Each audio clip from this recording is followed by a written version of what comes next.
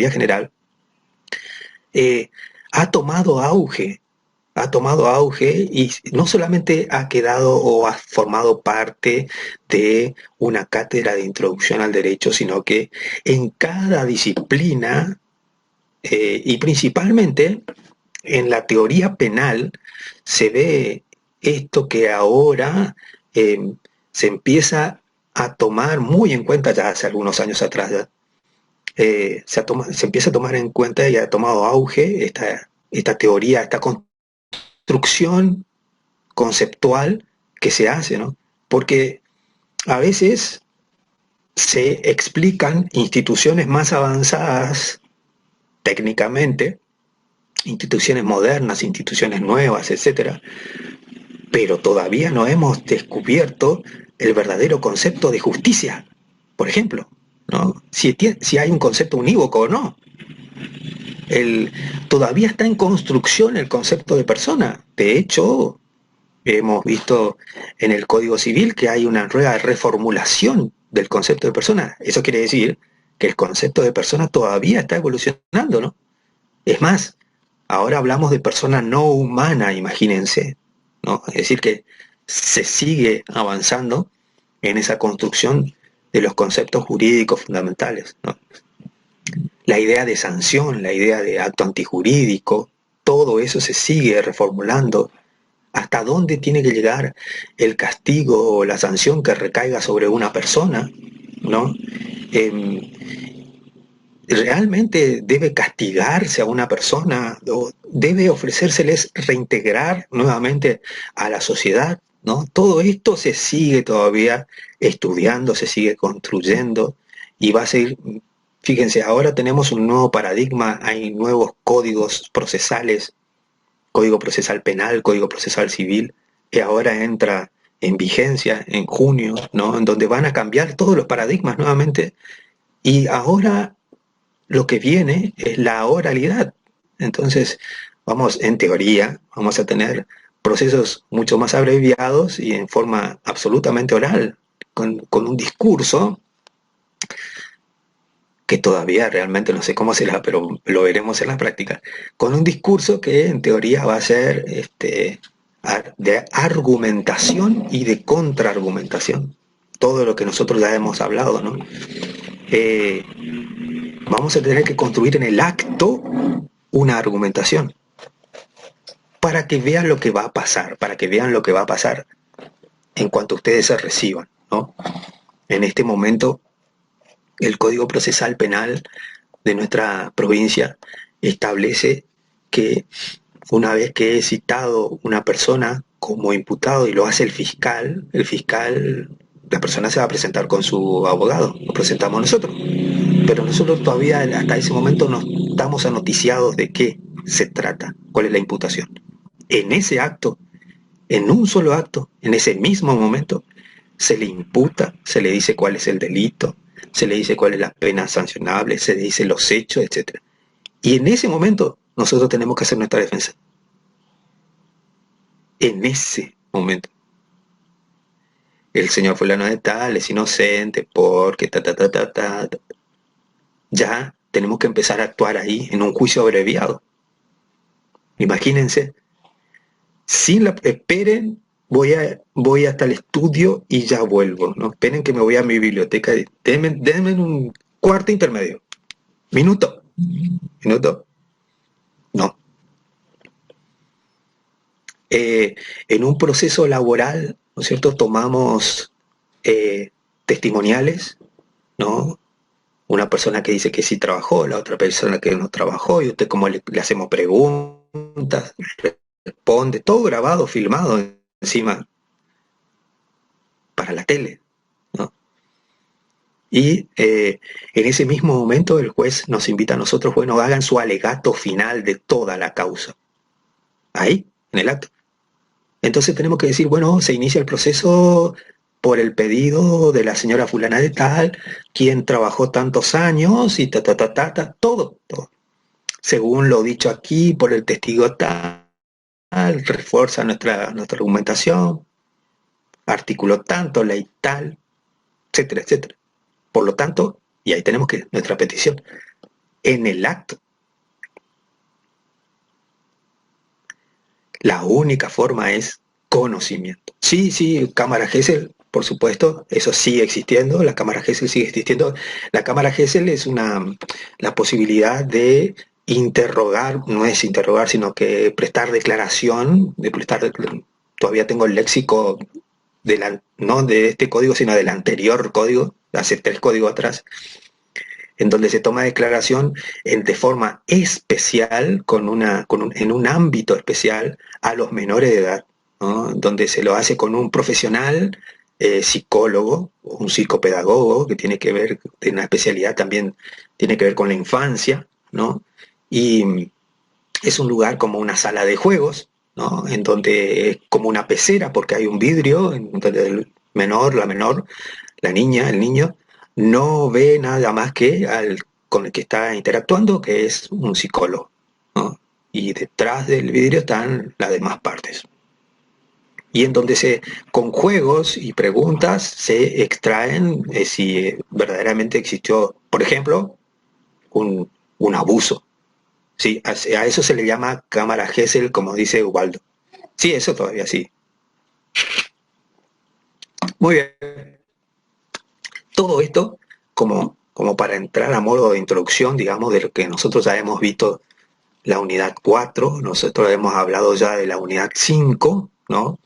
Ya les dije que la unidad 5 lo que, lo que se desarrolla son los problemas del lenguaje, es decir, lenguaje, conceptos del lenguaje, por qué es una convención, cuáles son las reglas del lenguaje, cuáles son los problemas del lenguaje, ambigüedad, vaguedad, ¿no? Cuando hay problema de sintaxis, de semántica, qué es denotar y connotar, todo esto está dentro de esta unidad, ¿no? También hemos hablado sobre la aplicación temporal de la ley, es decir, la retroactividad, la irretroactividad, la ultraactividad. Y lo que nos queda es avanzar e ir por la unidad 6, ¿no es cierto? La unidad 6 que nos habla sobre la valoración del derecho, ¿no? Y es ahí donde vamos a entrar a hablar sobre cuestiones que tienen que ver con la ética, que tienen que ver con la metaética, ¿no? Pero específicamente sobre los valores, ¿no? Sobre lo axiológico, estimativa o deontología, ¿no? Todos estos campos van a hacer referencia al estudio de los valores, ¿no? ¿Y qué son los valores, no? Desde el punto de vista de la ética, nosotros podemos llegar a decir, bueno, eh, es la posibilidad de que nosotros podamos determinar lo que está bien de lo que está mal, ¿no? Y podemos llegar a poner estos valores, lo bueno y lo malo, ¿no? En contraposición, pero el problema es luego empezar a hacer juicios de valor, ¿no? Y de ahí es donde va a entrar la metaética, ¿no? En cuanto tengamos que empezar a hacer juicios de valores. Cuestiones que juicios de valores lo hacemos constantemente, todos los días, a cada momento. Estamos haciendo juicios de valor. Fulano es tal porque se viste de esta manera. Mira, fulano de tal, para mí es narcotraficante. Fulano de tal no trabaja, vive de arriba por las cosas que tiene, etcétera, ¿no? Entonces, juicios de valor lo hacemos constantemente. No solamente un juicio de valor hacia el otro, el juicio de valor también lo podemos hacer hacia nosotros mismos. Eh, ¿Será que me perciben de la mejor manera? ¿Me ven bien? O sea, esperando que caer bien a todos, digamos, ¿no? A la sociedad, ¿no? ¿Nos puede generar problemas? Por supuesto que sí, si es que esos parámetros que provienen a veces de la inseguridad, ¿no? De la falta de autoconfianza, nos generan todo ese tipo de preguntas. Pero de hecho, estamos haciendo constantemente valoraciones. ¿Para qué estoy acá? A esta hora de la siesta, ¿no? En vez de estar mirando la novela, ¿no? Esto no está bien, digamos. Entonces hacemos constantes juicios valorativos, constantes juicios de valor, y vamos a caer dentro de la metaética. Ahora, ¿qué es un valor, no?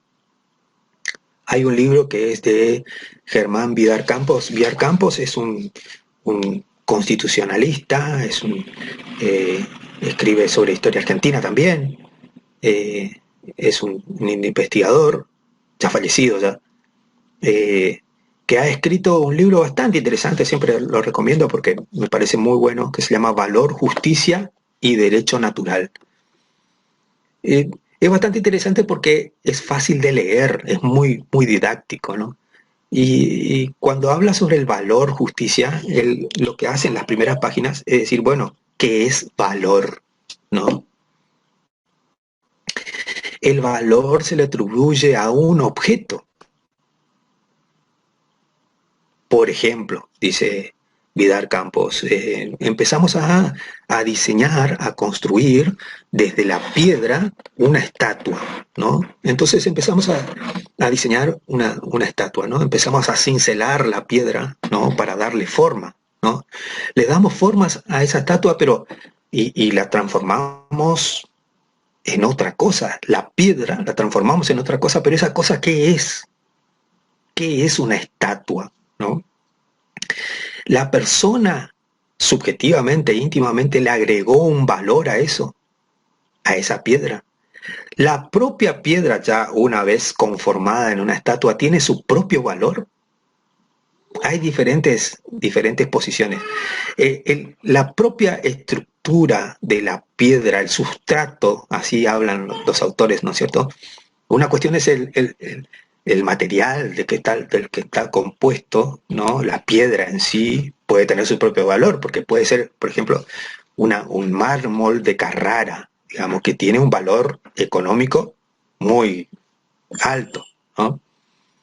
Eh, pero la, el propio sustrato, la piedra, digamos, tiene su propio valor, pero ¿se le agrega algún otro valor si nosotros lo transformamos en una obra de arte? ¿Cuándo una obra es de arte? Digamos, ¿no? Entonces, lo que dice Genaro Carrió es, bueno, nosotros podemos diseñar, construir, pergeniar una estatua que puede, es más, puede llegar a tener un valor significativo para uno, para sí mismo, para el que la hizo. Para el que la hizo puede ser bella esa estatua, ¿no? Ahora, otra cosa es cuando el que la hizo la lleva a una exposición, ¿no? Y la deja al libre albedrío y a la valoración, a la metaética de los demás, ¿no? Van a haber personas que van a decir, me es indiferente, es feo, van a haber otro, más o menos bello, es bellísimo, ¿no? Va a depender de la emoción que se cause en la otra persona, ¿no? Que digamos que eso es la trascendencia de las obras o de las creaciones humanas como objeto cultural, ¿no? Y ahí entramos en otra problemática. Todo objeto construido por la persona, por el ser humano, se transforma en un objeto cultural. Tiene una trascendencia. Y dentro de ese conjunto de objetos culturales vamos a encontrar al derecho. El derecho es un objeto cultural. Por eso es que la axiología va a formar parte también de un campo de investigación de lo jurídico y se va a transformar en axiología jurídica, ¿no es cierto? Eh, exactamente. Ahí vamos a entrar, hay otro, como dice Sergio, ¿no? Entramos en otra problemática que es el de la estética, ¿no? La estética también como parte de la filosofía, ¿no? Parte también eh, como una disciplina, ¿no? De lo bello, ¿no? De aquello que va a depender, y volvemos a caer en la misma problemática que lo habíamos dicho antes con la moral, ¿no? Eh, ¿Realmente hay una construcción subjetiva, íntima de cada uno, o puede haber una construcción social, una construcción colectiva, ¿no? De la estética, por ejemplo. Puede haber una construcción colectiva de la estética, de lo que es bello, ¿no? Pareciera ser que sí. ¿Por qué? Porque como ya lo habíamos descubierto aquí, pueden haber modas, pueden haber parámetros, pueden haber nuevos paradigmas, ¿no? de la belleza, pueden haber estándares, ¿no? Y esos estándares se deben seguir para que determinada actividad, profesión o, o objeto sea bello, ¿no? Entonces, eh, va a depender desde el punto de vista, como dice Vidal Campos, ¿no? Primero desde el ámbito de lo subjetivo, ¿no? Desde lo que cada uno cree que es bello, más si es uno el que construye ese objeto, ¿no? Este, pero del otro lado también está la apreciación del otro, ¿no? La alteridad, el otro, por eso él habla de que lo axiológico tiene mucho que ver con la bilateralidad, es decir, con lo que perciba o lo que crea o lo que construya otra persona sobre lo que cree que es el valor o disvalor, porque también no solamente vamos a hablar del valor, sino que también vamos a hablar del disvalor, así como eh, los demás autores van a hablar, por ejemplo, Cosio y eh, otros autores van a hablar sobre la composición de cuáles son los valores jurídicos, ¿no? Nos van a hablar específicamente de la paz, el orden, la solidaridad, la seguridad, ¿no? Y la justicia, obviamente, como valores primordiales del derecho, ¿no? No solamente son principios, sino que son principios con valor, ¿cierto? Tienen axiológicamente tienen esa impronta de ser principios y de ser valores, ¿no? Entonces, paz, seguridad, orden, justicia, solidaridad van a formar parte de esas 5 opciones de principios y valorativos que van a, van a hacer la base del derecho, ¿no? Siempre y cuando tengamos lo que nos dice Cosio como horizonte, ¿no? Entonces, en esa construcción de los valores, ¿no? En esa construcción de la ética, de la metaética como juicio de valor, eh, ¿cuál es el valor máximo por excelencia? ¿A dónde apunta como, como principio valorativo el derecho o el fenómeno jurídico? Obviamente que por encima de todo pareciera ser que siempre prevalece la justicia, ¿no? La justicia como el valor máximo de lo jurídico, ¿no? Es bastante interesante, esto está en Aftalión, principalmente lo que tiene que ver con los autores clásicos. Hay una gran evolución sobre lo que es la justicia, eh, no solamente de los pensadores griegos, también vamos a pasar por los romanos, ¿no? Y cada uno va a tener su impronta sobre la justicia hasta llegar a nuestros días, a autores contemporáneos, autores modernos y contemporáneos, pero partiendo siempre de la base de un autor primordial para este valor, que es Platón. Platón en su libro La República nos va a explicar en diversos capítulos, siempre va a hacer referencia a, a la justicia, ¿no? La justicia como una virtud máxima, ¿no? En realidad lo que hace Platón en este libro, en donde él eh, trata de que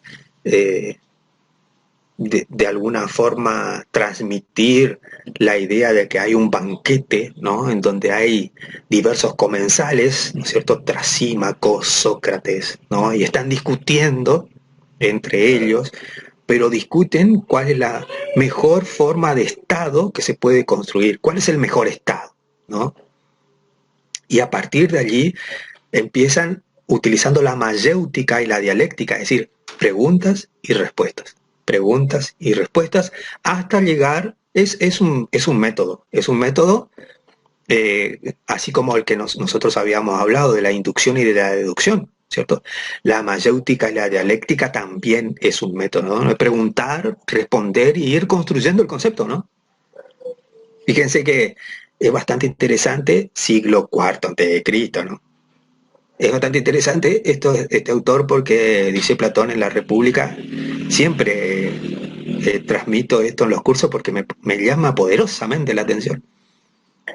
Lo que trata en esa discusión, en ese capítulo, lo que tratan es de identificar un determinado valor. Ellos identifican varios valores, pero un determinado valor, ¿no?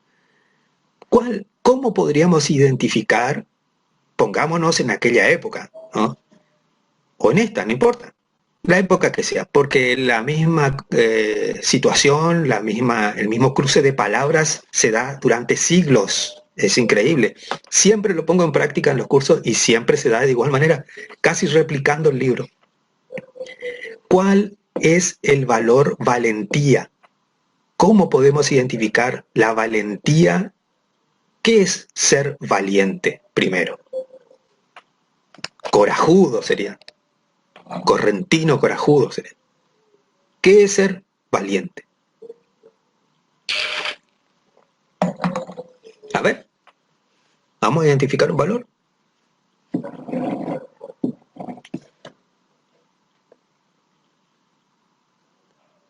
Eh, Ana Luna ya empezó a dudar. No, no, no, no, no. No tener miedo. No tener miedo sería tener valor, ¿no? Enfrentar los hechos, animarse a hacer algo sin ningún miedo. Exactamente. Enfrentarse a algo que no se sabe, lo que va a suceder no importa, me mando, me voy. No tener miedo, animarse a algo. Muy bien. Espectacular. O sea, pasa por el miedo. Buenísimo. Muy bien. En una sociedad, en un estado, escuchen lo que le voy a decir. Supongamos en aquella época, pero igual en esta época también.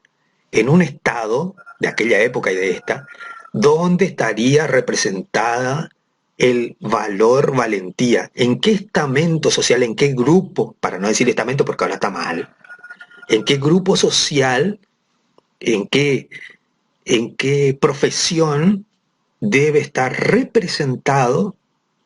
O sea, que sea osado, que no tenga miedo, que enfrente. En qué profesión?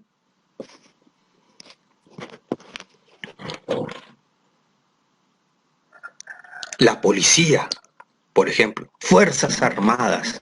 Muy bien, fuerzas de seguridad, fuerzas armadas. Esto Profesor, mismo decían hace en el siglo IV. Sí, de valores jurídicos está hablando, ¿no? Son una sí, especie de valor general, o sea, lo tiene sí, cualquiera. sí, sí, sí. Yo estoy hablando de valores jurídicos, pero yo estoy hablando del libro La República, porque quiero hacer un ejercicio en cuanto al qué es valentía, ¿no? Y han descubierto, ustedes han dicho, bueno, es dónde está representado la valentía de la mejor manera en las Fuerzas Armadas, ¿no? En aquella república imaginada, en ese banquete imaginado por Platón, se dijo lo mismo, es en el ejército. Y la pregunta que cae de Maduro luego, ¿no es cierto? Que Sócrates dice, bueno, si es en el ejército, ¿cuál es el paradigma, el modelo del valiente en el ejército? ¿Dónde va a estar, supongamos, en un campo de batalla, el valiente? En la guerra, sí. O sea, estamos en pleno campo de... El que va en la primera línea, al frente de las tropas. ¿Es así? El que va como paramédico. Profe, se puede Por, decir por, esa es la película que el soldado norteamericano que rescata a todos sin cargar armas porque la religión le prohibía. Está mirando a Alicia esa película. El modelo sería el general porque aspiran a llegar a ese cargo. Ni uno menos, exactamente. Exactamente, tal cual, esa película. Estamos tentados a decir, igual que en el siglo IV antes de Cristo, a decir, el que va adelante, el que no tiene miedo, el que va primero, ese es el más valiente, ¿no? Pero ¿qué es lo que nos van a responder los otros comensales o las otras personas que estén ahí? Porque estamos buscando una representación hasta el último hombre, es la película, hasta el último hombre. Ahí está. Estamos buscando una representación de la valentía. Ahora, y escuchen la pregunta que se hizo, porque es bastante interesante. ¿Le sirve a un Estado que las personas más valientes, sus guerreros más valientes, vayan al frente y tengan la gran probabilidad de que puedan morir en los primeros instantes de la batalla? ¿Le sirve de algo? Los mejores guerreros tienen que ir adelante y probablemente mueran en los primeros instantes de la batalla. ¿Eso le sirve al Estado o no le sirve? Es más, en el libro dice, bueno, más que ser valiente sería otra la palabra, ¿no? Trataría con la locura, ¿no? De que me voy delante de todos solo, ¿no? Y si me siguen, me siguen, y si no le siguen, ¿no? De todas maneras, es muy probable que muera, ¿no? Entonces es bastante difícil. Entonces la pregunta que cabe es, ¿dónde pondríamos a los mejores soldados? ¿Dónde pondríamos a los mejores guerreros para que le sirva al Estado en una batalla? ¿En qué lugar? Esto que parece que se dio en la República como un cruce de opinión, ¿no? En la construcción de uno de los valores, la República no solamente se habla de eso, se habla sobre el valor de la mujer en la sociedad, sobre el valor de los ancianos en la sociedad, el valor de los niños, se habla de la juventud, se habla de mucho. Pero ustedes dirán, bueno, esto es todo teoría, no. Los antiguos, las civilizaciones antiguas la ponían en práctica, no es que algo que se le ocurría a Platón y nadie le escuchaba, ¿no? Realmente la ponían en práctica, ¿no? Fíjense, hay una película, al profe le gusta mucho las películas, pero es interesante porque es la forma de explicar con medios audiovisuales, digamos, lo que pasaba en esa época, ¿no? El Gladiador, ¿cierto? Vieron, todo el mundo vio. Repiten, en el mes repiten 5 veces, ¿no? Cuando no tienen nada que poner, ponen el Gladiador, ¿no? En los primeros instantes de la película, los bárbaros que llegan desde el bosque reciben un asedio con las armas de asedio, ¿no? Fuego, etcétera, piedras. Luego ataca la infantería, ¿no? Pero la mejor tropa, la mejor preparada, la élite, los ciudadanos romanos, eran ciudadanos porque tenían derechos, ¿no? Y a su vez eran caballeros porque eran jinetes, ¿no? La mejor tropa entra ya para liquidar la batalla. Entonces, no solamente era una cuestión teórica de discusión filosófica que podría transcribirse en un libro, ¿no? Hacerse un discurso al respecto, ¿no? Sino que en realidad, en los hechos, estas civilizaciones antiguas sí la ponían en práctica, digamos, ¿no? Entonces, no solamente construían ese tipo de valores, ¿no? Sino que también Platón se pone a construir con todo lo que conlleva ello, ¿no? El valor justicia, ¿no? Cómo se construye el valor justicia en una sociedad. Determina primero que el Estado es un antropomorfo, ¿no es cierto? Es una persona gigante, digamos, para idealizarlo de alguna manera. ¿Por qué? Porque él dice, bueno, la justicia es una virtud, ¿no? Esto está criticado, ojo, pero de todas maneras se ha tomado durante muchos años esta idea, ¿no? La justicia es una virtud, bien, que comparte con otras virtudes que tiene el ser humano, la persona, ¿no? Las virtudes de las personas a su vez se van a replicar en los estamentos sociales que componen una sociedad.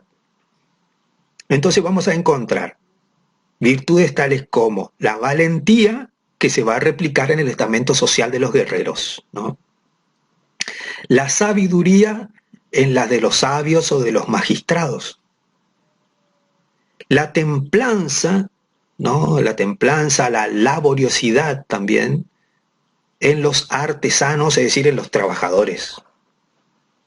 Entonces, decía que cada uno de estas virtudes aunadas van a conformar una virtud superior, jerárquicamente hablando. Sí, exactamente. La justicia. Bueno, así empieza la obra, ¿no? Trasímaco, dice Esteban, ¿no? Trasímaco decía que la justicia era la voluntad del más fuerte y más poderoso. La verdad que lo que dijo Trasímaco en aquella época, si ustedes leen la primera parte, ustedes van a decir, no, esto es la justicia ahora. Es increíble. Dice eso textualmente, dice así. ¿Sí? Es la voluntad del más poderoso. Es así. Y un poco más, se extiende un poco más, habla al respecto, pero es bastante interesante. Pero esto es refutado luego con preguntas y con nuevas argumentaciones, hasta llegar a construir un concepto de justicia que tiene que ver con la virtud, ¿no? Entonces, para que lo tengamos en claro, ¿no? Las virtudes humanas, como la valentía, la sabiduría y la templanza, se trasladan, para Platón, a cada uno de los estamentos sociales: guerreros, funcionarios, magistrados y los trabajadores. Si cada estamento social cumple con sus funciones y desarrolla la virtud que cada uno debe tener, se va a conformar un Estado justo. ¿Y quiénes van a ser los gobernantes? ¿Quiénes deben ser los gobernantes en este Estado que nosotros conformamos? Obviamente que van a ser los sabios, deben ser los sabios, los que van a ser los filósofos exactamente, quienes van a ser los encargados de gobernar, ¿no? En ese Estado justo, en ese ideal, esa construcción de Estado que pretende Platón. Entonces, esta idea de Platón, ¿no es cierto?, que está en la República, luego retomada por Aristóteles. Aristóteles, quien es discípulo de Platón, ¿no? Cuenta la historia de que cuando Aristóteles empezó en la academia a dictar sus propias clases, a hacer sus discursos, Platón decide retirarse por un tiempo ante la brillantez de su alumno, ¿no? De todas maneras, Aristóteles en su Ética a Nicómaco, ¿no?, va a explicarnos también algunos conceptos sobre justicia. Pero principalmente nos va a dar una nueva visión, pero teniendo en cuenta también que lo que tomó de su maestro, de que la justicia es una virtud. Sí, es una virtud, ¿no? Pero en donde tiene que ver, hay algunos elementos que hay que aportarle, ¿no? Como por ejemplo el de la alteridad, ¿no? Hay un elemento nuevo que aporta Aristóteles, que es el de la alteridad.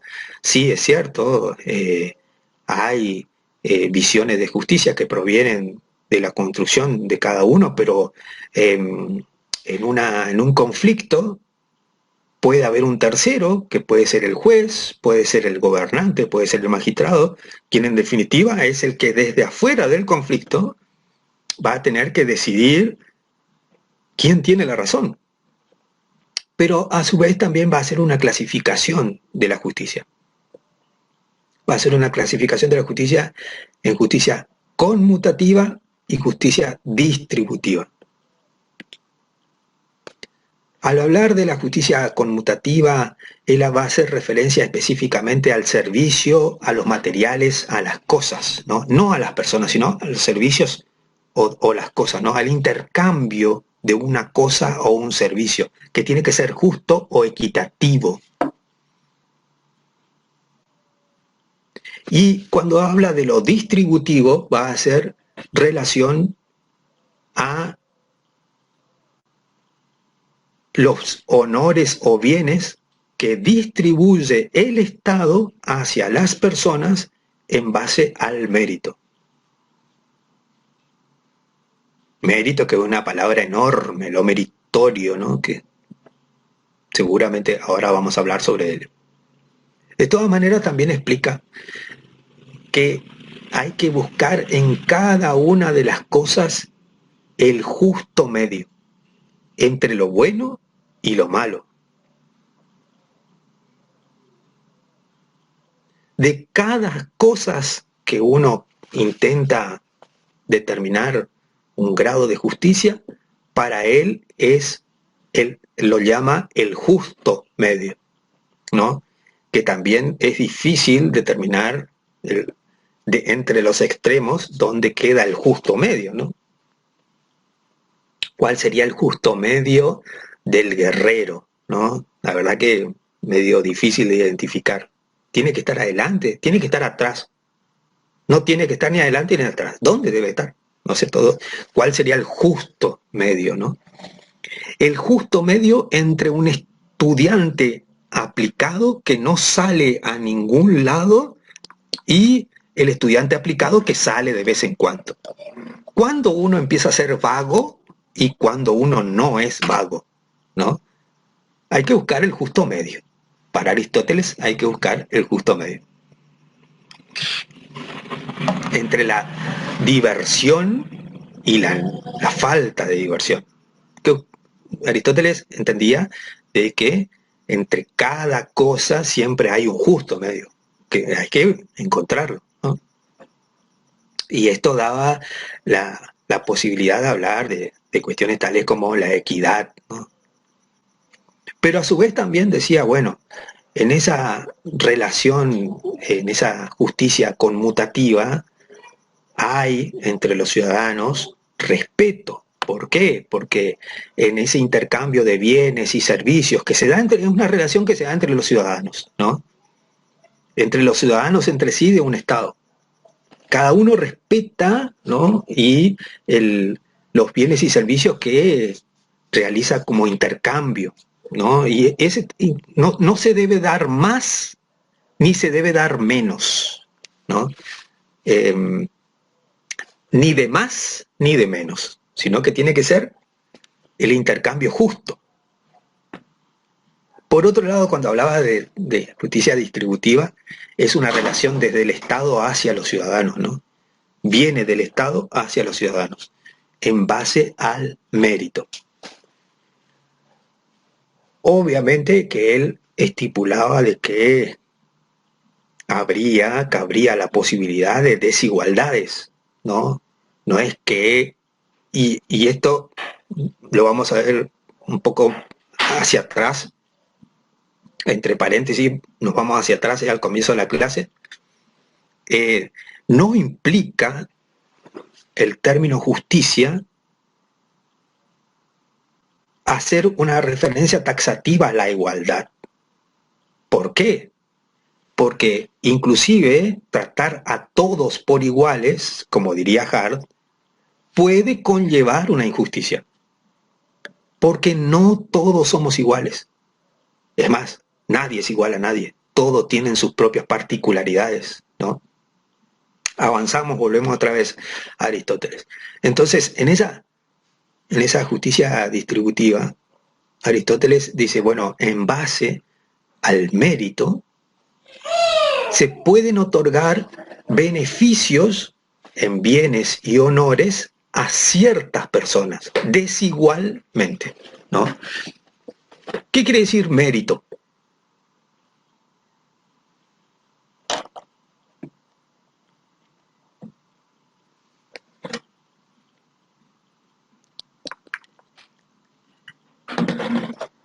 ¿Qué es mérito?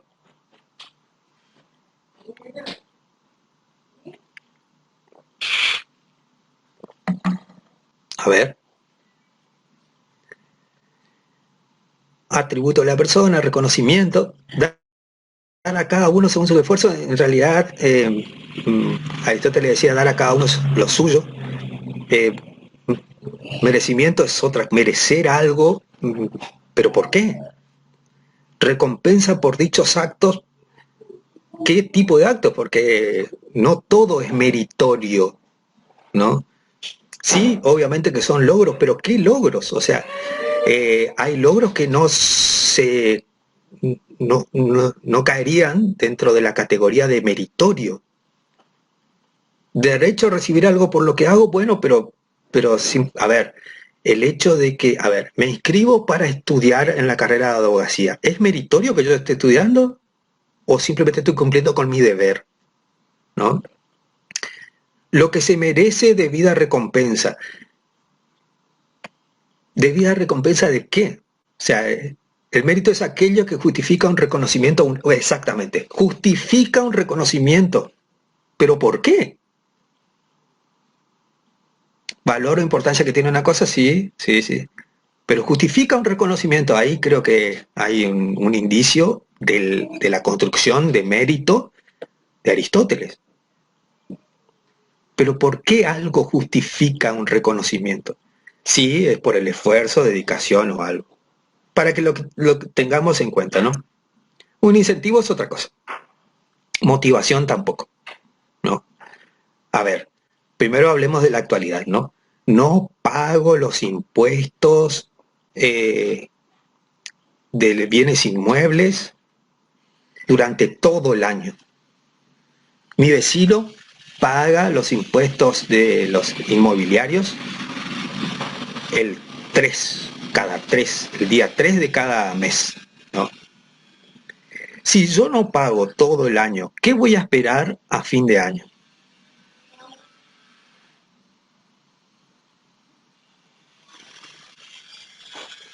Sí, se van a generar intereses, pero ¿qué yo sé que va a pasar a fin de año? ¿No?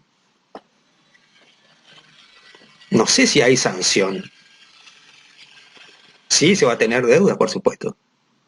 Una moratoria, Ubaldo, por supuesto, obviamente. ¿Qué quiere decir moratoria? A ver. Sí, voy a tener sanciones.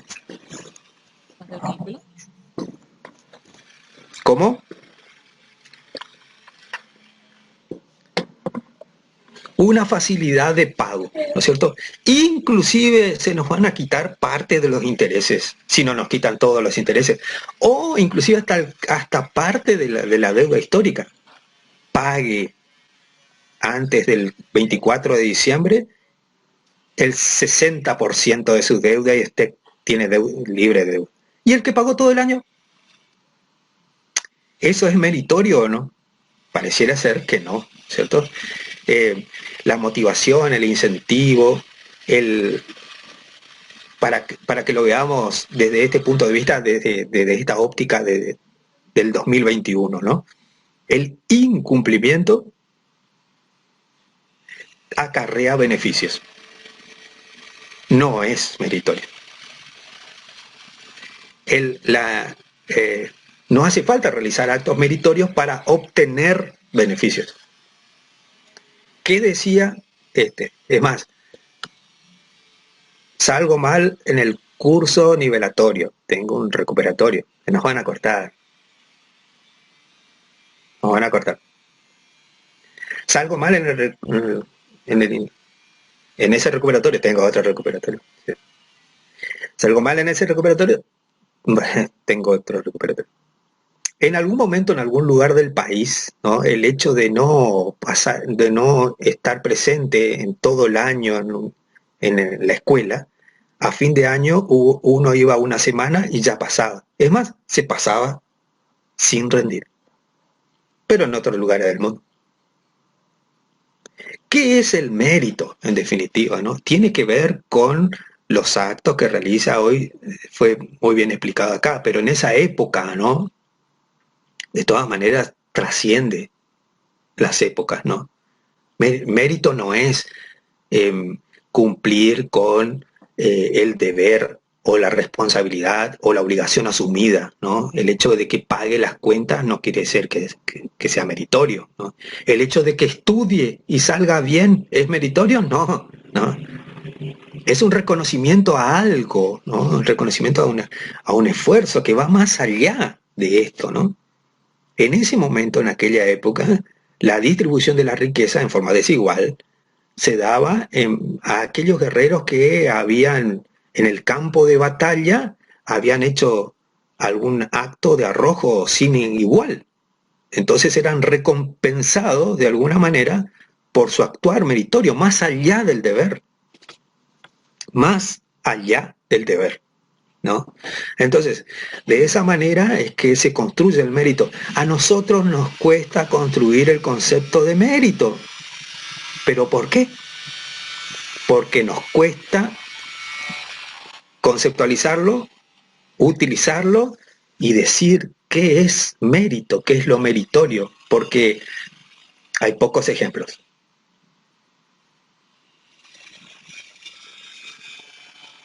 Tuvimos un ejemplo una vez en la facultad. Una señora, maestra, después supimos que era maestra, se sentaba adelante, primera fila, se sentaba, ¿no? Siempre llegaba temprano, ¿no? Nosotros dábamos clase, introducción al derecho, sábado a las 9 de la mañana, ¿no? Igual los profesores salíamos de acá tipo 4 de la mañana, una cosa así, 3:30. Hemos visto en las rutas muchos objetos no identificables, pero bueno. Esta señora, son 500 kilómetros, imagínense. Esta señora vivía en la isla Apipé Grande. En una escuela era maestra. Pasaba en canoa a Ituzaingó, al puerto, me imagino yo, ¿no? Desde ahí se iba caminando, increíble. Se iba caminando hasta la ruta, a hacer dedo. Y si no, había un colectivo que le dejaba, pero me imagino yo que salía a las 3 de la mañana, 2, 3 de la mañana. Increíble. Faltó mucho. Yo le diré, ¿alguna vez faltó? ¿Ustedes creen que alguna vez faltó? ¿Alguna vez dijo algo sobre el trabajo, que le faltó el trabajo, que no hizo el trabajo? ¿Ustedes creen? No dijo nunca nada y nunca faltó. Jamás. ¿Cierto? Pero bueno, eso es algo meritorio, digamos así. Y así hemos tenido alumnos que lo hemos visto, ¿no? Que como estaban en el curso, lo hemos hablado con ellos, etcétera, y nos da la posibilidad, eso es lo que nos da nuestra facultad, la posibilidad de interactuar con personas de distintos lugares de nuestra provincia, de otras provincias, que vienen de distintos hogares, con distintas vidas, con distintas profesiones, y eso nos enriquece en el curso, ¿no es cierto?, del poder interactuar con el otro, ¿no? Y que por ahí lo que nosotros creemos que es ¿por qué la vida me castiga así? A veces interactuar con el otro y darnos cuenta que hay cuestiones mucho más difíciles de sobrellevar nos beneficia y nos dice, bueno, vamos a estudiar. Si esta señora estudia, ¿cómo no voy a estudiar? ¿No es cierto? Teníamos una directora, 80 y pico de años, ¿no? No tenía por qué estudiar, sin necesidad. Pero toda su vida dijo que quería, era su objetivo en su vida. Y empezó a estudiar con 82 años, creo que empezó a estudiar. Se recibió, por supuesto. Estaba al frente del curso, se sentaba adelante, ¿no? Cuando empezaban las lecciones y algunos no estudiaban y no respondían, la señora se daba vuelta, una genia, se daba vuelta y le decía, chicos, ¿por qué no estudian? Impresionante, de verdad. No había respuesta, no había respuesta. La señora sí estudiaba, tenía 82 años y estaba ahí adelante y estudiando, ¿no? Y les daba fuerza a los chicos, si necesitan ayuda, yo les ayudo, vengan a mi casa. Una cosa impresionante. Yo creo que pasa por ahí el tema del mérito, ¿no? Vuelvo a explicarlo, lo que decía Aristóteles, ¿no? Entendía que era una virtud, por supuesto, ¿no? Entonces, clasificaba en conmutativa y distributiva. Una relación entre personas que tienen que ver en base al respeto y al intercambio de bienes y servicios en la conmutativa. En la distributiva, una relación desde el Estado hacia las personas en base a la distribución de bienes y honores en base al mérito, ¿no? El mérito en cuanto a lo que recién explicamos. Por otro lado, aparece otro elemento, también en Aristóteles, que es el de alteridad, que ya le expliqué, ¿no? Que tiene que ver con una posición externa fuera del conflicto que se tenga que valorar, ¿no? Y bueno, y ahí viene otra problemática, ¿no? ¿Quién es el tercero que puede interceder en el conflicto y el que puede dictar una determinada decisión judicial?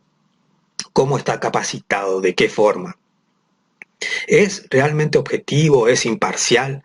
La imparcialidad y la objetividad tiene que formar parte de esa alteridad, ¿cierto? Es decir, aquel que está fuera debe tener una visión totalmente objetiva e imparcial para poder tomar una verdadera decisión acorde al valor justicia. Por otro lado, aparece otro autor que es Santo Tomás de Aquino. Santo Tomás de Aquino nos va a hablar desde libros como la Suma Teológica. Santo Tomás de Aquino ya lo vimos en el Ius Naturalismo teológico, ¿no? El llamado Padre Angélico va a identificar a la ley eterna, a la ley divina, a la ley natural y a la ley del hombre, ¿no? En cada una de ellas va a hacer mención a diversas regulaciones de conducta, pero también va a hablar sobre la justicia. Enmarcado también en el discurso o en el plano discursivo, tanto de Platón como de Aristóteles. Nos va a hablar de la justicia como una virtud también, ¿no? En ese contexto, Santo Tomás de Aquino va a estar de acuerdo y va a dar mayor profundidad a todo el estudio aristotélico, ¿no? Primero, sobre la división de la justicia en conmutativa, sinalagmática, distributiva. Va a estar de acuerdo con eso, va a profundizar ese estudio. Pero ¿cuál es el dato o el elemento que aporta Santo Tomás de Aquino? Es una tercera clasificación, ¿no? No solamente va a ser conmutativo, distributivo, sino que él va a identificar a la llamada justicia social. No solamente debe haber una relación entre las personas, entre sí, entre los ciudadanos, en base al respeto, en el intercambio de bienes y servicios en forma equitativa, no dar de más ni de menos, ¿no? No solamente va a existir la distribución de las riquezas desde el Estado hacia los ciudadanos, sino que también, y esa es la justicia social, los ciudadanos van a tener que sostener al Estado con acciones positivas tendientes a la solidaridad social, que tiene que ver con la política, con la justicia social, perdón, que tiene que ver con la justicia social. ¿Cuáles son las acciones tendientes al sostenimiento del Estado? Va más allá del pago de los impuestos, va más allá de que nosotros soportemos cargas tributarias, que paguemos el AFIP, que paguemos el agua, los servicios, qué sé yo, va más allá, ¿cierto? Tiene que ver con la convivencia social, la vida en sociedad. Un individuo, ¿no? No puede actuar en interés propio si es parte de una sociedad. Hay una contradicción lógica. Un individuo con interés propio, ¿no? Por supuesto que va a realizar actos tendientes a su propio beneficio. Eso puede ser injusto para todos los demás, ¿no? Si tiende a beneficiarse únicamente ese individuo, ¿no? En ciertos países del mundo hay muchos ejemplos que se dan todos los días. No quiero... Hay unas noticias nuevas que tienen que ver con las vacunas, pero bueno. Pero el beneficio o el interés propio, digamos que es contradictorio a la convivencia social.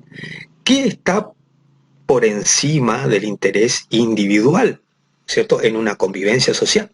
El sostenimiento de esa construcción social. ¿Cómo se sostiene esa construcción social? ¿Cómo se realiza la justicia social? ¿No es cierto? Ayudando a los que menos tienen, tratando de ponerse en el lugar del otro. Bueno, no solamente ponerse en el lugar del otro, te entiendo lo que te pasa, ¿no? Punto. No es solamente eso, ¿no? Por ejemplo, no dañando los lugares públicos, tratando de cuidar los lugares públicos, el ámbito público, cuidando el medio ambiente, por ejemplo, ¿no? Pero haciendo acciones positivas, es decir, no solamente en el discurso, digamos, ¿no? Sino realizando realmente acciones positivas, ¿no? De hecho, sabemos de la existencia de cinturones urbanos, suburbanos alrededor de la ciudad, ¿no?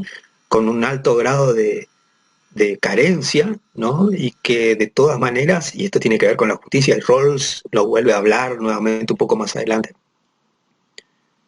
pero se deben realizar acciones tendientes y no depende, o sí, depende, solamente del accionar del Estado. También depende del individuo que compone ese grupo social. La sociedad no termina en una determinada calle y luego ya no son más miembros de la sociedad. No, la sociedad en realidad somos todos, ¿cierto?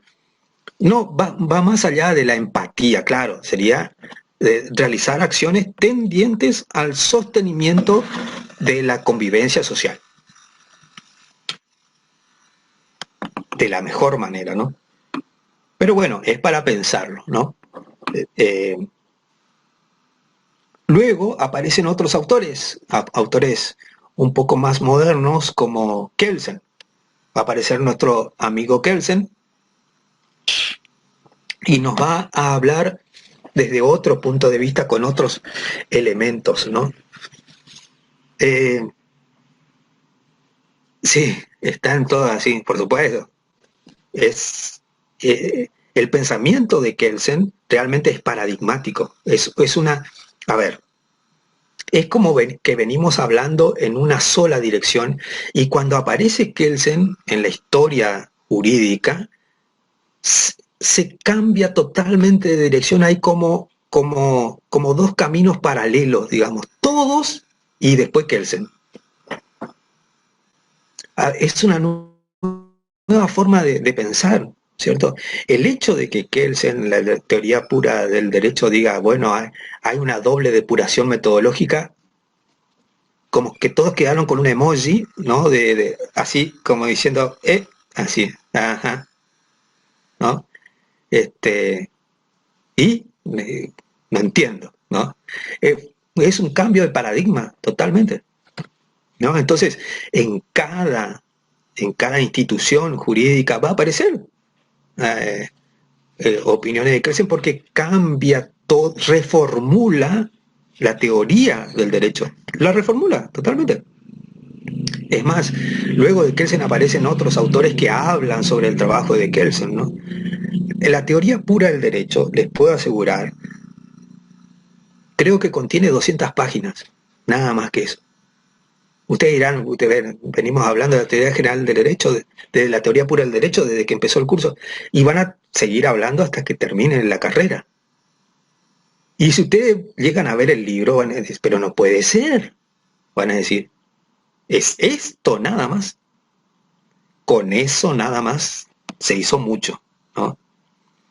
Búsquenlo en PDF, léanlo, porque realmente el día de mañana dirán, bueno, como dice la teoría pura del derecho de Kelsen, bueno, pero alguien le puede decir, ¿leíste?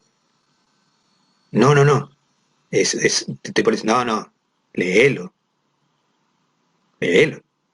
¿No? Lo que más o menos nosotros le sugerimos como bibliografía es casi obligatorio, porque el que está en el fenómeno jurídico tiene que leerlo, ¿no?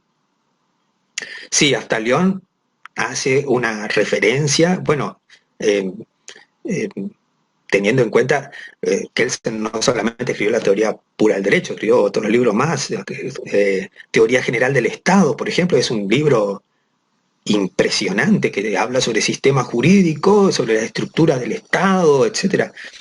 Eh, es muy prolífico, pero se escribió muchísimo, sí, hasta León hace mucha referencia. Eh, Luego, tengamos en cuenta que aparece en 1939, creo, el libro de la teoría pura del derecho, y luego aparecen otras obras más de Kelsen. Los autores posteriores, digamos así, aquellos que en la década del 40, 50, 60, hacen referencia ineludible a Kelsen. Es ineludible. Muy bien, Kelsen, ¿qué dice sobre la justicia? Tiene un libro que se llama La Justicia, así se llama, La Justicia. Y es bastante paradigmático, ¿no? Tampoco es muy extenso, es bastante pequeño también, ¿no? Eh, ¿Qué es lo que dice Kelsen, ¿no? Kelsen habla de otros elementos tales como libertad y democracia, ¿no? Que también lo toma Rawls después. Él explica de que debe haber en una construcción del concepto de justicia solamente se puede dar en donde exista una verdadera libertad, la libertad individual. La libertad individual debe estar protegida, ¿no? Debe darse esa libertad individual. ¿Y dónde se da? ¿En qué momento se da? ¿En qué sistema de gobierno se da? Para Kelsen, en el único sistema de gobierno que pueda haber una libertad protegida es en la democracia. Entonces, para él es importante el sistema democrático para que exista libertad, para que exista justicia. Pero aparte de eso, determina otro elemento, la existencia de la tolerancia.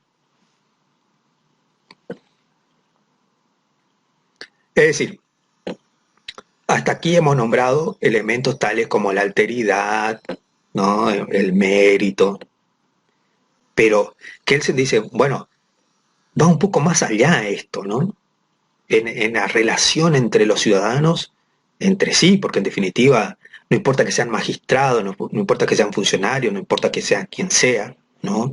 Los ciudadanos entre sí, entre ellos, en un Estado debe haber tolerancia, ¿cierto? Nadie puede afectar o ir más allá del derecho del otro, ¿no? Esa idea de que mi derecho termina cuando empiezan los derechos del otro. Bueno, ¿y dónde es eso? ¿En qué momento es eso? Por eso en realidad lo que dice Kelsen es no identificar el exacto lugar donde termina el mío y empieza el otro, sino que entre las personas exista tolerancia. La tolerancia en un Estado democrático, en libertad, va a hacer que ese Estado sea justo. Ahora es paradigmático también este libro porque al finalizar el libro dice Kelsen, bueno, no puedo dar una definición o un concepto de justicia por diversas implicancias. Primero, entiende de que la justicia en sí es un concepto cuasi subjetivo, ¿no? Que deviene prácticamente de lo que cada uno cree que es justo, ¿no? Si es así, no hay un concepto unívoco. Se construye ese concepto de justicia dependiendo de cada persona. ¿En base a qué? A intereses, a deseos, ¿no? A lo que cada uno cree, a creencias, ¿no? En base a eso se va construyendo el concepto de justicia, pero es un concepto de justicia que no llega a ser unívoco. Por eso no puedo construir un concepto unívoco de justicia, dice Kelsen. Muy bien, después vamos a tener otros autores como Hart, esto está en Nino, la primera parte está en Naftalion, la de los autores clásicos, la segunda parte a partir de Kelsen van a encontrar en Nino. Hart nos va a hablar de la problemática de la igualdad y la desigualdad en el ámbito de la justicia. Es bastante interesante también. Nos va a determinar ciertas premisas. Hart. Principalmente, dice, estamos tentados a identificar a la justicia con la igualdad, con el dicho, todos iguales ante la ley. De todas formas, Hart dice, no todos somos iguales, cada individuo tiene particularidades, lo que hace que nadie sea igual a nadie.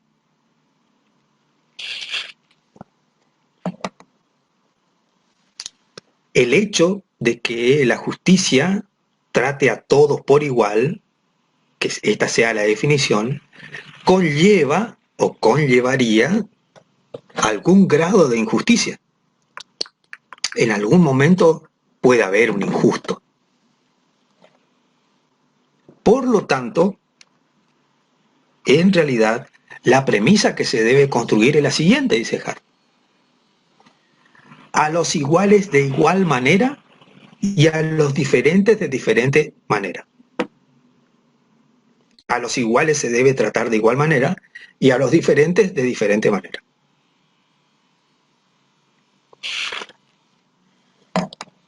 Determinando igualdad, desigualdad como concepto de justicia.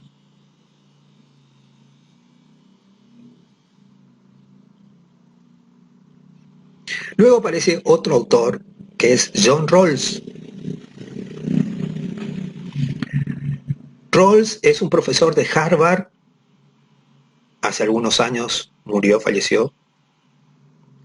Digo hace algunos años como que el tiempo por ahí es relativo. Creo que hace como 10 o 11 años que murió. Pero fue hace poco, para mí es hace poco. Y este autor es un profesor de Harvard, era un profesor de Harvard, ¿no? Teniendo en cuenta de que desde el centro del liberalismo, ¿no? Propugnaba ciertas proposiciones que tenían cierto, estaban o tendencias sobre esta posición ideológica, sobre el liberalismo, ¿no? Obviamente que propugnaba la libertad individual, ¿no? Y como al decir de Kelsen, ¿no? Debía existir una verdadera libertad, donde había libertades individuales, ¿no? Y propugnaba una de las primeras premisas que decía, la máxima libertad que pueda detentar a alguien, esa es la máxima, esa es la libertad que deben tener todos, ¿no? La mayor libertad que pueda tener alguien debe ser lo mismo, pero para todos. Todos deben tener las mismas libertades. La máxima expresión de la libertad. Si alguien tiene una libertad determinada, todos deben tener la misma libertad. No debe haber, en ese sentido, una desigualdad de libertades, ¿no? Que alguien... Pero ¿por qué lo decía esto? Es bastante interesante porque en esa construcción cualitativa, valorativa, tomaba en cuenta al capitalismo, ¿no? El capitalismo que en definitiva propugnaba el mayor beneficio a los que ya tienen beneficios, ¿no? En una especie de caja, supongamos, black box, le dicen en Estados Unidos, una caja, supuesta caja negra, en donde la parte superior, en un estamento social superior y mínimo, hay un estamento social que tiene altos rendimientos económicos, etcétera, comerciales, financieros, ¿no? Entonces se entiende todavía, que el beneficio de la clase acomodada o que ya tiene mayores beneficios redunda en que las otras clases sociales puedan tener movilidad. No sé si les suena la llamada teoría del derrame, ¿no? Es decir, darles mayores posibilidades a los que ya están, que ya tienen beneficio, eso le da la posibilidad de que estos creen trabajo, inviertan en en el mismo estado y que puedan hacer subir a los otros estamentos sociales que, desde el punto de vista económico, financiero, tienen una menor capacidad adquisitiva. Entonces, decía Rawls, esto puede ser injusto. Puede ser injusto. No debemos maximizar a los que ya tienen, ¿no? Él hablaba del maximin minorum también como otra premisa. ¿Qué quiere decir esto? Maximizar a los que menos tienen, a los que están en menores condiciones, ¿no? Le daba una vuelta de tuerca, digamos así, a esta ideología, ¿no? Entonces, desde el punto de vista de la justicia, desde el punto de vista del Estado y en cuanto a la distribución de las riquezas, especificaba que el beneficio debe ser otorgado a los que menos tienen.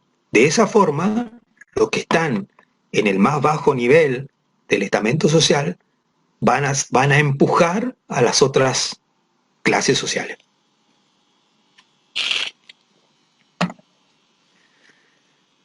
Hay otros autores más, ¿no es cierto? El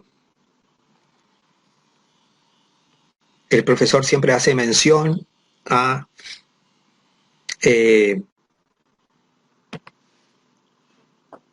Amartya Sen, ¿no? Ya lo vimos a Amartya Sen en la escuela crítica del derecho, ¿no? Como escuelas modernas, escuelas actuales, ¿no es cierto? Ya hemos explicado que Amartya Sen es un premio Nobel de Economía. De todas formas, siguiendo la teoría de Rawls, es bastante interesante porque Rawls también habla sobre el velo de la ignorancia, ¿no? ¿Qué quiere decir el velo de la ignorancia? Quiere decir que tomando el velo de la ignorancia desde el contractualismo, es decir, de Hobbes, Locke, Rousseau, ¿no? Sobre las teorías contractualistas, ¿no? El hombre en un estado de naturaleza, ¿no? Pero con un velo de ignorancia. ¿Qué quiere decir esto? Que no tiene bienes, no tiene honores, no tiene propiedades, no tiene nada. Y a partir de allí, desde ese velo de ignorancia que tiene el hombre desprovisto de todo, ¿no? Es donde se van a construir con estas premisas con las que estuvimos hablando, la idea de justicia, ¿no? De obtener el máximo de libertades posibles que alguien tenga. Si alguien tiene una determinada libertad, y que sea máxima y que sea más que otro, esa es la libertad que todos deben tener. para que no haya ningún tipo de desigualdad en cuanto a la libertad. La libertad no debe ser desigual, para que quede claro, ¿no? De hecho, en las sociedades actuales hay ciertas libertades que tienen ciertas personas que otras personas no las tienen. ¿Por qué? Creo que Trasímaco sigue teniendo razón, ¿no? De todas maneras, dice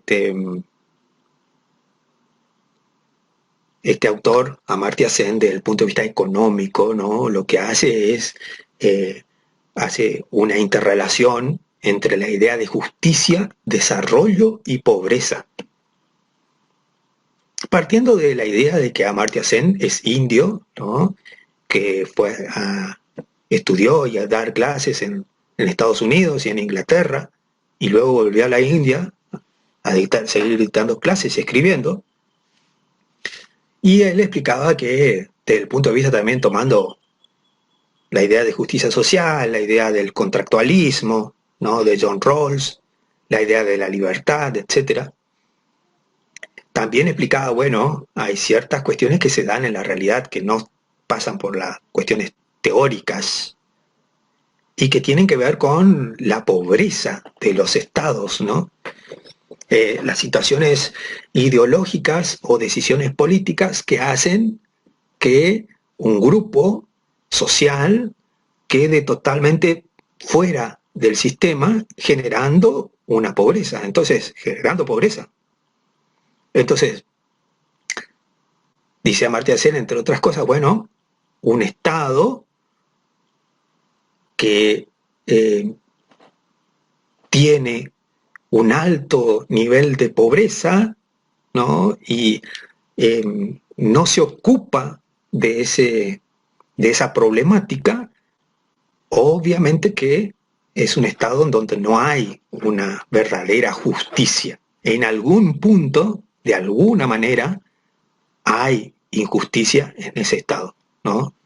Un estado en donde haya desarrollo y haya una verdadera lucha en contra de la pobreza, obviamente que va tendiente o tiende a que se realice el ideal de justicia en ese estado, ¿no? Pero bueno, es para pensarlo, esto es desde el punto de vista económico, ¿no? Y tiene que ver con estos autores. Muy bien. Estamos quedando sin voz. Programa. Nosotros estuvimos hablando sobre la unidad 6, ¿no? Ética, derecho, metaética, los valores jurídicos, el concepto y la idea general de justicia, ¿no?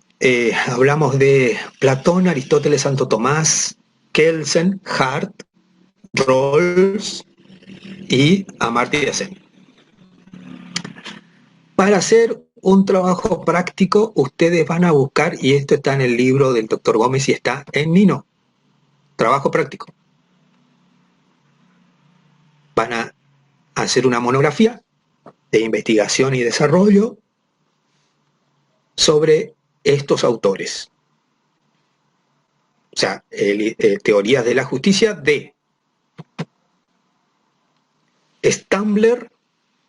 Bastante interesante lo que dice Stambler, porque dice la justicia, al ser un ideal, es como la estrella polar, ¿cierto? Está ahí, la vemos, sobrevuela, está por sobre nosotros. Justicia, teoría de la justicia de Stambler, teoría de la justicia de Ross.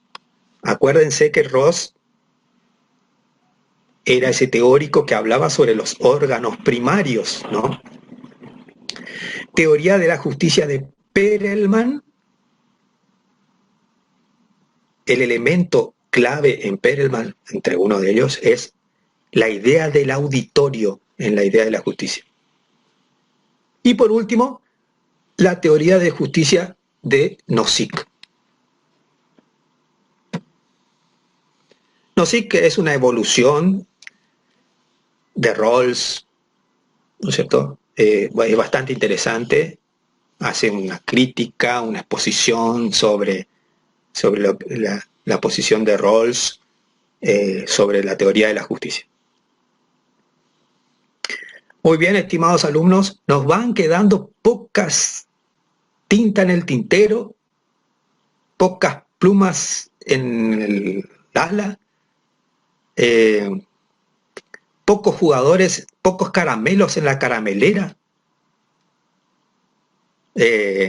pocos jugadores en la cancha. Profesor, Sí, disculpe, nombró a Tumblr, Ross, Ironman y Nozick. sí, A esos 4. sí. Bueno, gracias. Obviamente que estudiar todo lo que dimos hoy en clase, es decir, esta es la unidad 6, ¿no? Esto está en Nino, capítulo 6 de Nino, capítulo 6 del doctor Gómez, ¿está? Muy bien. Gracias. Sí, 2 unidades y ya estamos, exactamente. No sé dónde, pero estamos ahí. ¿A 2 unidades de qué? ¿De qué será? ¿No? A 2 unidades de julio sería, sí. Final también. Del final sería, del final. This is the Profesor, end. Dios mío, dice uno acá. Bueno, sí. ¿este trabajo lo tenemos que enviar a su correo o...? Confío plenamente en ustedes. Tienen la fe ciega del profesor. Ciega. Como la justicia. Ciego total. Vendada la visión. Pero creo que lo van a poder hacer. Estoy pensando en un trabajo monográfico así o en grupo. No sé si en grupo se podrá porque se complica. A ver, vamos a que esto no sea solamente una idea alocada del profesor. ¿Alguien quiere profundizar un trabajo de investigación? Bienvenido sea, ¿no? Algo que le parezca interesante. Yo quiero hablar, yo sé de esto, me gustaría estética y derecho, por ejemplo. Listo, ¿no? Platón y la justicia. Si alguien cree eso, que puede hacerlo y lo puede hacer en una monografía y lo presenta, lo compartimos en un grupo, lo ponemos en alguna página, ya sé, lo ponemos en la página de Facebook del doctor Gómez, le decimos esto está bien, vamos a ponerlo, ¿no? Si a ustedes les parece, y eso les sirve también como trabajo de investigación y como incentivo también, mérito sería, ¿no? Si a ustedes les parece, propongo temas, ¿no? A ver, la problemática del lenguaje y el derecho. Anoten porque esto es, yo ya ni me acuerdo de lo que dije.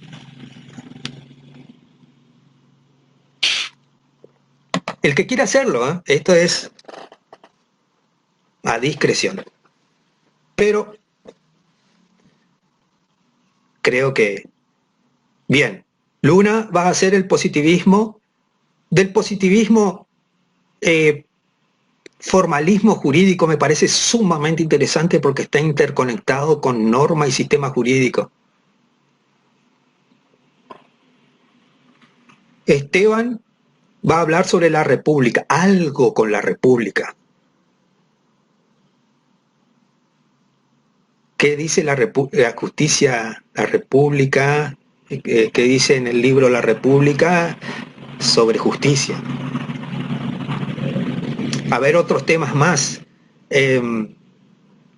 Iusnaturalismo, por ejemplo, ¿no es cierto? El iusnaturalismo en la actualidad, ¿no? Porque ¿habrá quedado eso en desuso, esos principios universales básicos? ¿O todavía hay alguien que pueda pretender que existan principios universales básicos y que estén por encima del derecho, por ejemplo? Sería interesante, ¿no? Ética Nicómaco tiene Marain. Cristian, perfecto. Sí, cómo no. Ética Nicómaco sería, desde el punto de vista de Aristóteles, qué trascendencia tiene o qué habla en ese discurso que hace a Nicómaco, ¿no?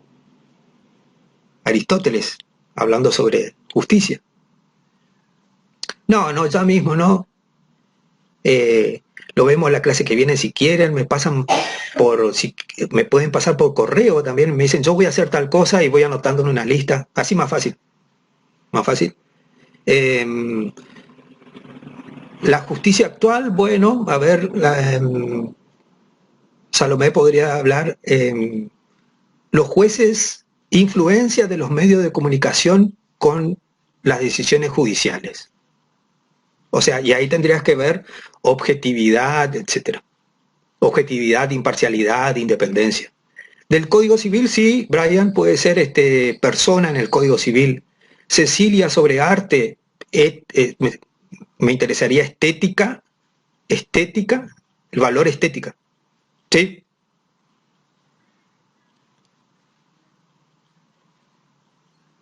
Influencia de los medios de comunicación en las decisiones judiciales. Moral, bueno, la diferencia entre moral y derecho, o influencia de la moral y el derecho. ¿Influencia realmente la moral en el derecho? Es más, no solamente hay una influencia de la moral al derecho, sino del derecho a la moral también a veces. Argumentación jurídica. Sí, eso todavía no lo vimos, pero sería interesante que se hable algo sobre la argumentación jurídica, alguna de las teorías de la argumentación jurídica.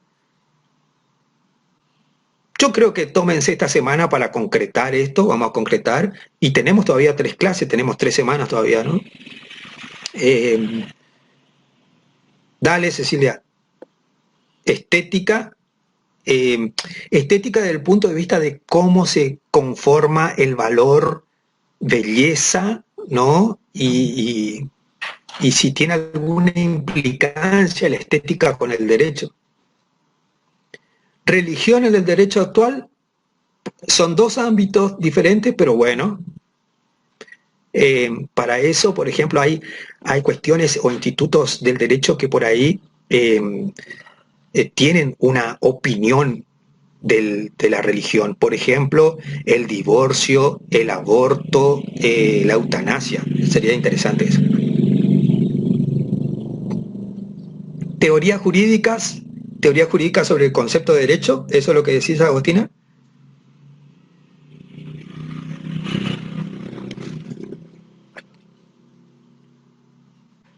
Y bueno, ya hemos hablado sobre, creo que Ana va a hacer sobre positivismo, alguien más iba a hacer sobre naturalismo, y Agostina, te queda realismo jurídico, que es la posición norteamericana, anglosajona sobre el derecho. Bastante interesante, hay mucho sobre eso. El common law, exactamente, sí. Opinión, cómo ve el derecho, el common law. En ese punto sería, para ser puntual, porque por ahí es muy realismo jurídico, así sería, cómo actúan los precedentes en el common law, que sería algo más puntual, digamos así. Otra cuestión, cómo influye la moral en el common law, porque el precedente es algo muy teórico y es una decisión judicial anterior, digamos, ¿no? Ahí está. Diferencia entre el common law y el sistema continental romanista. Buenísimo, Esteban. Ese sería, Agostina, mejor, porque ahí vos nos vas a explicar a nosotros cuál es la diferencia entre uno y otro sistema. 2 sistemas imperantes en Occidente principalmente, ¿no? El sistema continental europeo o romanista y el sistema del common law. ¿Cuál es la diferencia entre uno y otro? Hay un libro que por ahí lo tengo, que habla sobre eso, pero hay mucho en internet. Bueno, eso, espectacular. Y si lo quieren dar como una clase así de 5 minutos, pero de 10. De 10. Bueno, muy bien, esto es simplemente para, si es que hay ganas, lo hacemos, obviamente. Por supuesto que sí. Y después lo publicamos, vamos por todo. Publicamos, hacemos un libro. Fácil. O un seminario, también. Hacemos un seminario. Damos una charla. Muy bien. Sí, aquellos que elijan el correo me dicen, entonces por lo menos yo llevo una nota una lista de los temas y si quieren darlo de a dos, si quieren hacerlo de a dos, hasta dos, porque más no, se nos complica el tema de la situación. eh, pero si lo quieren hacer de a dos, Batman y Robin y duplas así, sertanellas, sí. Bueno, muy bien. Buen fin de semana, que pasen espectacular, cuídense y a disfrutar de este fin de semana. Saludos.